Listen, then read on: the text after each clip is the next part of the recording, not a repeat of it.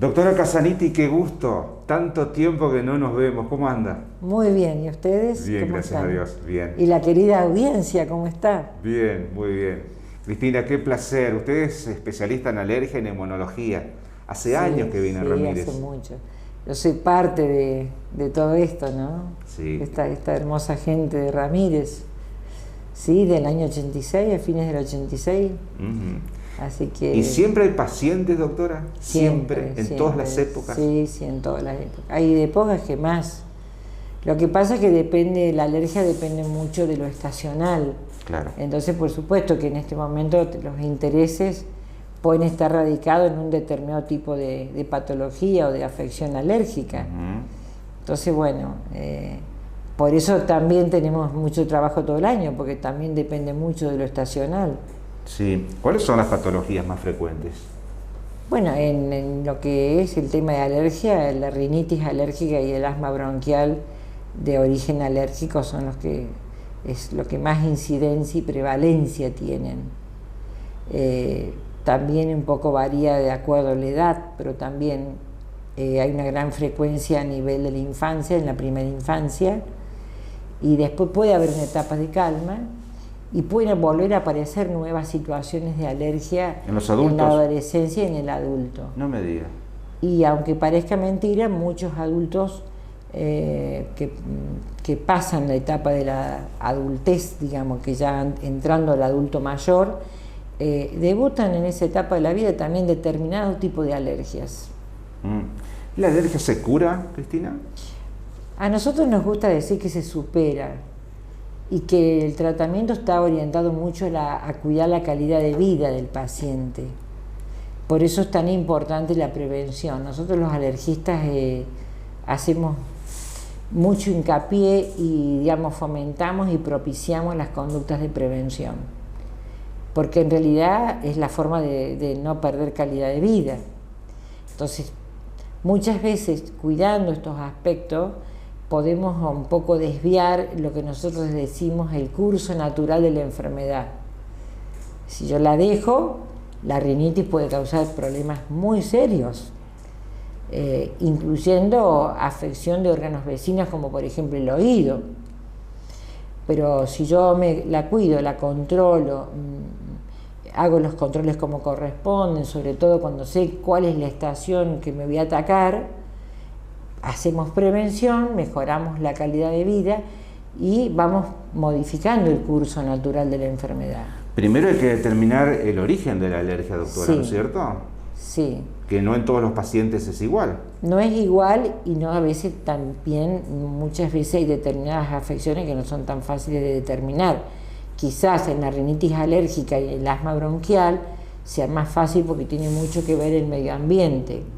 Es decir, el factor climático, hoy tan importante que tanto hablamos del factor climático, realmente tenemos que tener un llamado de atención seria, tanto dentro del hogar como fuera del hogar.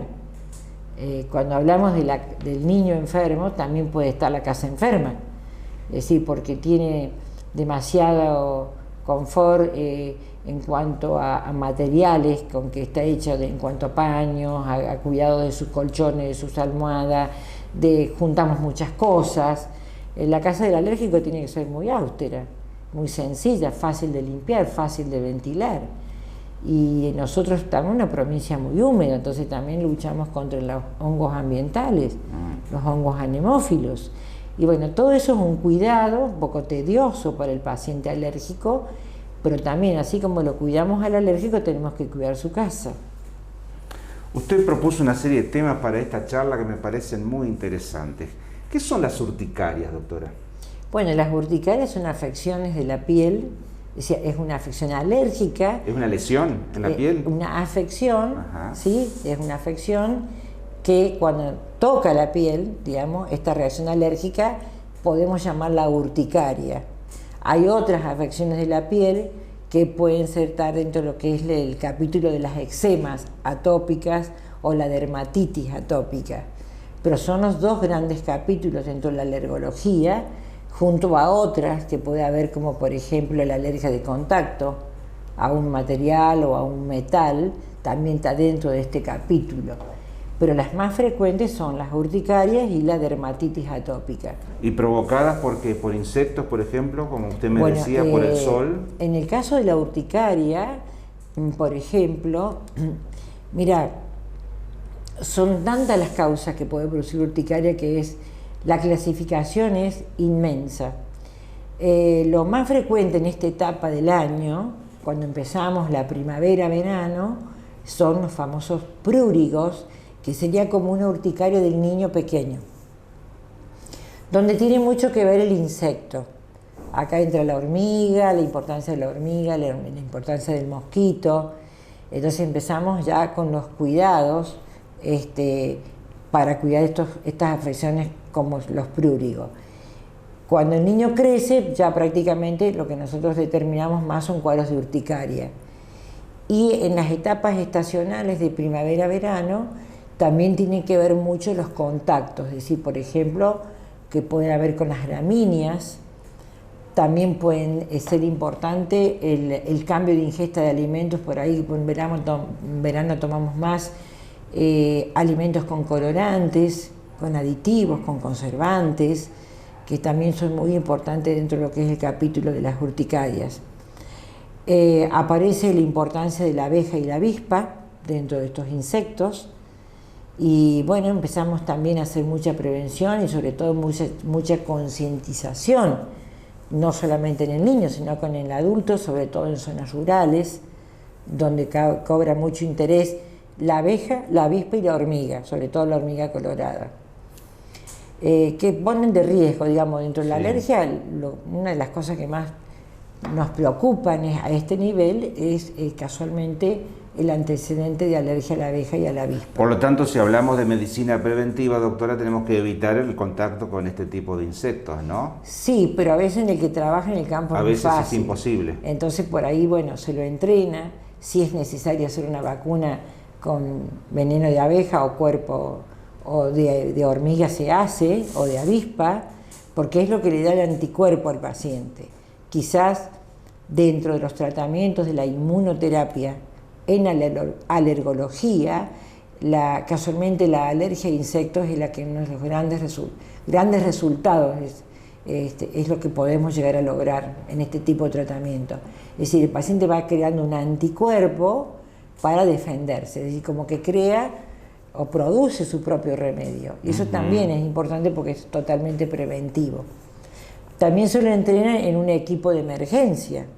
Muchas veces acá en el consultorio los llamamos, los entrenamos a él o a un familiar o a algún compañero, por ejemplo el caso de camioneros que viajan largas distancias y de pronto una abeja entró al camión.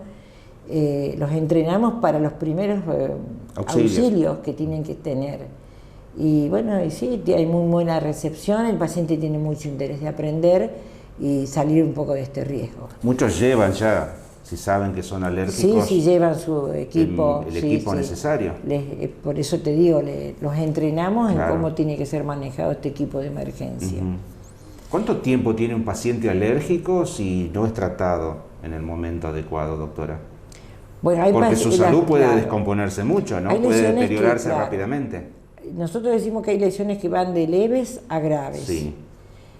La más grave es en la alergia a insectos pues, o también a otras cosas, algunos alimentos o como por ejemplo algunos medicamentos, es la anafilaxis, que es la urgencia más seria dentro de la alergología. Eso por ahí nos da muy poco margen. Por eso hay medicamentos que son los autoinyectores, como el EpiPen, que se le sugiere tener al paciente para que se autoinyecte inmediatamente. Eso le da un margen de tiempo junto a otras medidas de poder pedir auxilio. Estamos transitando una pandemia, doctora, y para terminar esta linda charla le voy a preguntar por las lesiones en la piel que ha provocado el COVID. Yo no sabía esto. Usted me lo comentó ayer cuando hablamos telefónicamente. Nosotros, los alergistas, bueno, no solamente los alergistas, también conjuntamente con los dermatólogos y los médicos de atención primaria, se comenzaron a observar desde el comienzo de la pandemia lesiones que eran totalmente diferentes a la que vos ves puramente dentro de lo que, por ejemplo, son las urticarias en la alergia. ¿Qué características tienen estas lesiones? Las que yo, por ejemplo, personalmente he observado son muy generalizadas y que afectan a mucha superficie de la piel. Y también hay lesiones que no son urticarias, que son las llamadas ampollares. También tenemos aquellas que son los exantemas, que decimos que ya prácticamente son lesiones muy características dentro de lo que son las lesiones de la piel, que serían, como para que nos entendamos, como si fueran una especie de eczemas, con grandes lesiones de ras, es decir, enrojecimiento, de lesiones supurativas de la piel, y que fundamentalmente, de acuerdo a lo que yo estoy estudiando, afectan mucho y prefieren mucho lo que son extremidades superiores e inferiores. También afectan algunas abdomen o algunas espaldas, muy poco el rostro, pero las hay en rostro, pero fundamentalmente en piernas y manos. Y coincide o porque tuvo COVID o porque está con COVID y estamos diagnosticando el COVID con una lesión de la piel. En otros casos, las lesiones se dan posteriores al COVID. Por eso es importante darle importancia. A veces son pequeñas lesiones, no tienen que ser grandes superficies. Y dice, bueno, esto es nuevo, nunca lo tuve, no me pasó esto anteriormente. Y nos puede dar una alerta de un diagnóstico a COVID. O post-COVID, que se dan posteriormente a los 10 días, algunas a los 21 días, algunas a los 24 días o más días post-COVID. Son los tiempos más o menos que están registrados en los estudios. ¿Y los pacientes relacionan que puede ser por el COVID esa lesión que aparece en la piel? No. Generalmente en lo que yo me ha tocado ver, el paciente no lo relaciona y como que poco se resiste. Y te dice, bueno, pero yo tengo el test negativo o tengo la PCR negativa, pero cuando vos haces el antígeno específico para ver si lo tuvo, es ahí donde da positivo. ¿Pica, doctora? Sí, son muy pruriginosas, yo diría muy intensas en cuanto a las características de lesiones muy supurativas. Entonces, bueno, por supuesto que tenemos que... Generalmente la respuesta la dan al antialérgico y al corticoide oral, o a veces inyectable, pero es como que nos obliga un poco a incorporar el corticoide. Cristina, y para terminar, ¿a quién tiene que consultar el paciente con esto? ¿A un dermatólogo o a un alergista? Puede ser en primer lugar a su médico de atención primaria, que ellos están sabiendo que hay lesiones en piel, y posteriormente la valoración a través de un alergista. Los médicos que hemos podido evaluar más problemas de post-COVID, lo que nosotros hemos visto como para hacer una síntesis y cerrar este momento que ustedes me brindan, y yo lo agradezco enormemente en nombre del sanatorio, son las valoraciones a nivel respiratorio, tanto con radiografía de tórax como con espirometría, una valoración exhaustiva de cardiología, el electrocardiograma y su ecocardiograma, y también valoración a nivel de piel, sea el alergista o la dermatóloga o el médico de atención primaria, y también las de neurología, porque se está viendo mucho alteraciones de tipo cognitivas, es decir, desorientaciones, pérdida de la memoria reciente, de la hora, de pronto no me olvide más, alteraciones del olfato, no solamente referida a la pérdida del olfato, sino una alteración en los olores.